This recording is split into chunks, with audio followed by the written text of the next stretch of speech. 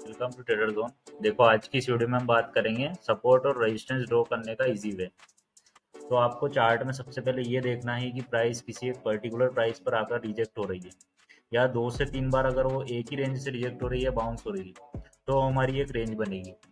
अब चार्ट में हमें ये देखना है कि प्राइस अगर इसे सस्टेन कर रही है एक ही जोन में, और एक उसने जोन बना दिया है अपसाइड की, एक प्राइस है उससे ऊपर वो नहीं जा पा रही है, और एक डाउन साइड की प्राइस है उससे नीचे वो नहीं जा पा रही है। अगर वो 3 से 4 बार एक ही जोन में घूमती है, और एक बार किसी तरफ उसने ब्रेक कर दिया, अगर डाउन साइड की तरफ किया है तो वो डाउन साइड की तरफ मूव करेगी, और अप साइड की तरफ उसने ब्रेक किया है तो वो अप साइड की तरफ एक बड़ा मूव कर सकती है। अब हमें ये देखना है कि अब हमें ये देखना है कि स्टॉक अपसाइड की तरफ मूव करने के बाद ये रेंज बना रहा है, या डाउन साइड की तरफ मूवमेंट देने के बाद ये रेंज बना रहा है।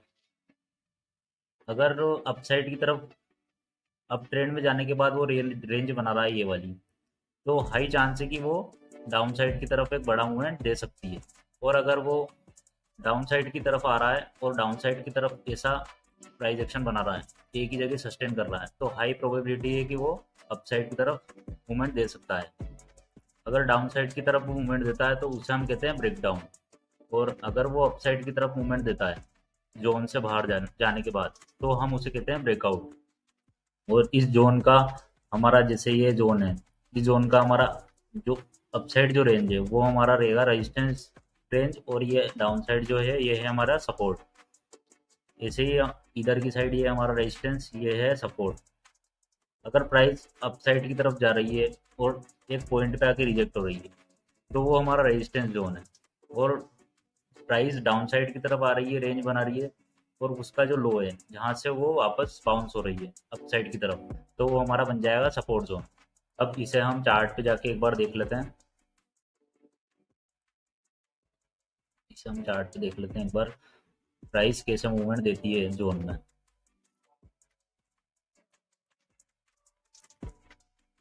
जैसे चार्ट पे हमें दिख रहा है यहाँ पे कि एक ही रेंज में ये कंसोलिडेशन कर रही थी इतनी टाइम से।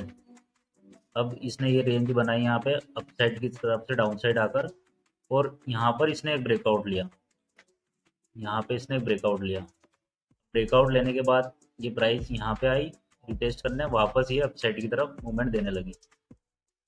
अब यहाँ से ये डाउन साइड की तरफ आ रही थी, ये इसने डाउन साइड की तरफ मूवमेंट दिया, फिर कंसोलिडेशन करा, फिर ये अप साइड की तरफ मूवमेंट देने लगी। इसलिए हाई प्रोबेबिलिटी रहती है कि ये, अगर डाउन साइड की तरफ मूवमेंट आ रही है प्राइस की और रेंज बना रही है, तो उसके हाई चांस है कि वो अप साइड की तरफ ब्रेक कर सकती है और अच्छा मूवमेंट दे सकती है।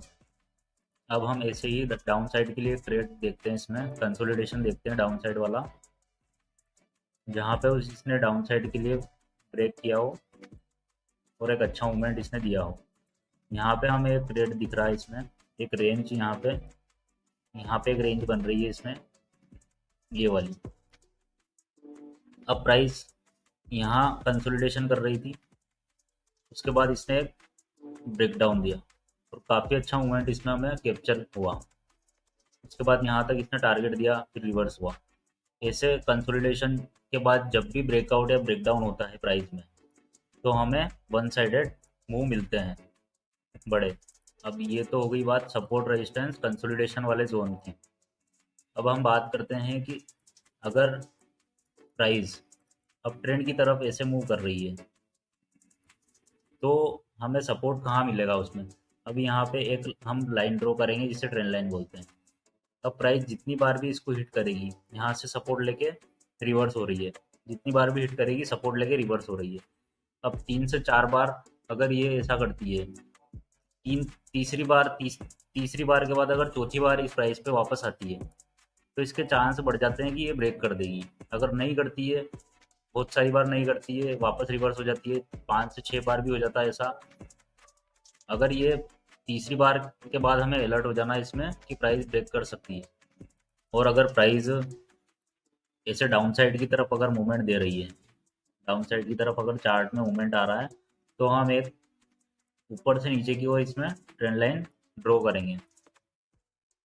प्राइस इसको रेजिस्टेंस लेकर वापस डाउन साइड की तरफ आ रही है, इसको वापस रेजिस्टेंस लेकर डाउन साइड की तरफ आ रही है, इसको ब्रेक नहीं कर पा रही है प्राइस, इस ट्रेंड लाइन को 3 से 4 बार होता है ऐसा। और अगर चौथी बार अगर ये वापस इस प्राइस पे, इस रेजिस्टेंस पे आती है, इस ट्रेंड लाइन पे अगर ब्रेक कर देती है, तो हाई चांस है कि ये ऊपर जा सकता है वापस, ये ट्रेंड रिवर्स हो सकता है यहाँ से हमारा।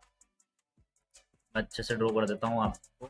ये इस टाइप से प्राइस आ रही है, अब एक ट्रेंड लाइन यहाँ से ऐसे आ रही है। अब जितनी बार ये हिट करेगी, जितनी बार हिट करेगी, ये रेजिस्टेंस हमारा यहाँ से रिवर्स जितनी बार होगी, अगर 3 बार से ज़्यादा अगर ये रिवर्स हो रही है, तो हमें अलर्ट हो जाना है कि ये ब्रेक कर सकती है इसको और अपसाइड की तरफ जा सकती है। अब हम इसे चार्ट पे एक बार देख लेते हैं, एक बार हम इस चार्ट पे जाके देख लेते हैं कि प्राइस कैसे मूवमेंट कर रही है। अब यहाँ से हमें दिख रहा है कि एक ट्रेंड लाइन, यहाँ से एक ट्रेंड लाइन आ रही है, यहाँ से एक ट्रेंड लाइन आ रही है। एक सेकंड में ड्राइंग रिमूव कर लेता हूँ। अब यहाँ से हमें एक ट्रेंड लाइन दिख रही है। अब ये यहाँ से सपोर्ट ले रही थी, यहाँ से सपोर्ट लिया, फिर सपोर्ट लिया, तीसरी बार सपोर्ट लिया और चौथी बार इसने इसे ब्रेक कर दिया। यहाँ पर इसने सपोर्ट लिया,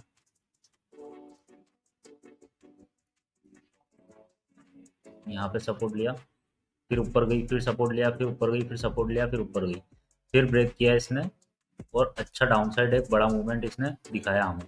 अब ऐसे ही हम प्राइस को इस साइड ले लेते हैं। ये वाली जो अप ट्रेंड से जो प्राइस आ रही थी, यहाँ से हमें एक और यहाँ पे ट्रेंड लाइन दिख रही है। अब इसने इतनी बार यहाँ पे रेजिस्टेंस लिया, यहाँ पे लिया, यहाँ पे लिया, यहाँ पे लिया, 1 2 3 4 5 6 बार इसने ऐसा किया। उसके बाद इसने इसको ब्रेकआउट इसमें हमें देखने को मिला इस प्राइस पे।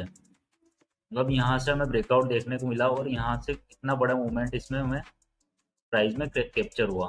और अगर आपको ऐसे कैंडल्स पर समझ में नहीं आता हो सपोर्ट रेजिस्टेंस ड्रॉ करना, तो आप इसको कैंडल को यहाँ से, ये टाइम फ्रेम के पास में ये ऑप्शन है कैंडल्स का, यहाँ से आप इसको लाइन चार्ट पे जाके शिफ्ट कर सकते हो। अब यहाँ से आप देख रहे हो कितना क्लियरली यहाँ पे आपको दिख रहा है कि प्राइस डाउन ट्रेंड की तरफ आ रही है। यहाँ से एक हमें एक सपोर्ट, एक रेजिस्टेंस की तरह एक ट्रेंड लाइन काम कर रही है, यहाँ से यहाँ तक। और यहाँ से ऐसे जैसे इसने ब्रेक किया यहाँ से, और ये अपसाइड की तरफ मूवमेंट देने लगी प्राइस।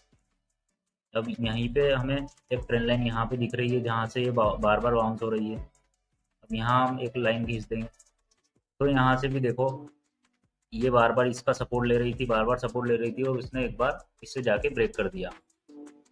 ऐसे हमारे सपोर्ट रेजिस्टेंस चार्ट पे ड्रॉ होते हैं। इजी वे में हम लाइन चार्ट पे उसे शिफ्ट करके देख सकते हैं।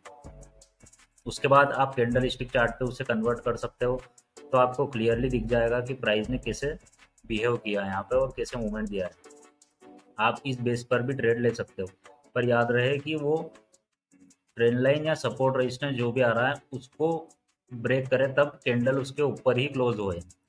जिस टाइम फ्रेम पे आप देख रहे हो उस टाइम फ्रेम की कैंडल उस ट्रेंड लाइन के या उस सपोर्ट रेजिस्टेंस के ऊपर अगर क्लोज होगी, तो उसमें एक बड़ा मूव आएगा। और अगर आप पहले ही प्रिडिक्शन लगा के उसमें अगर ट्रेड ले लेते हो, तो आप उसमें फंस सकते हो। इसलिए आपको जो चार्ट में कैंडल दिखेगी, जिस टाइप से वो बिहेव कर रही है, उस टाइप से ही आपको ट्रेड प्लान करना है, और टाइम फ्रेम के हिसाब से आपको उसमें ट्रेड प्लान करना है। अगर आप 30 मिनट पे उससे ट्रेड प्लान कर रहे हो, तो आपको उसे 15 मिनट पे जाके उसमें एंट्री लेना है, क्योंकि उसमें क्या होगा, आपका स्टॉप लॉस छोटा होगा और एंट्री आपकी परफेक्ट जगह पे होगी। ऐसे ही जिस भी टाइम फ्रेम पे आपको सपोर्ट रेजिस्टेंस मिल रहे हैं, सपोर्ट रेजिस्टेंस जिस भी टाइम फ्रेम पे आपको मिल रहे हैं, उससे छोटे वाले टाइम पे आप उसको शिफ्ट कर सकते हो और उसमें ट्रेड प्लान कर सकते हो, एंट्री ले सकते हो। उसमें उसमें आपका स्टॉप लॉस छोटा होगा। तो इसी के साथ आज की वीडियो आपको पसंद आई हो तो लाइक करें, शेयर करें और सब्सक्राइब करना ना भूलें। Thank you.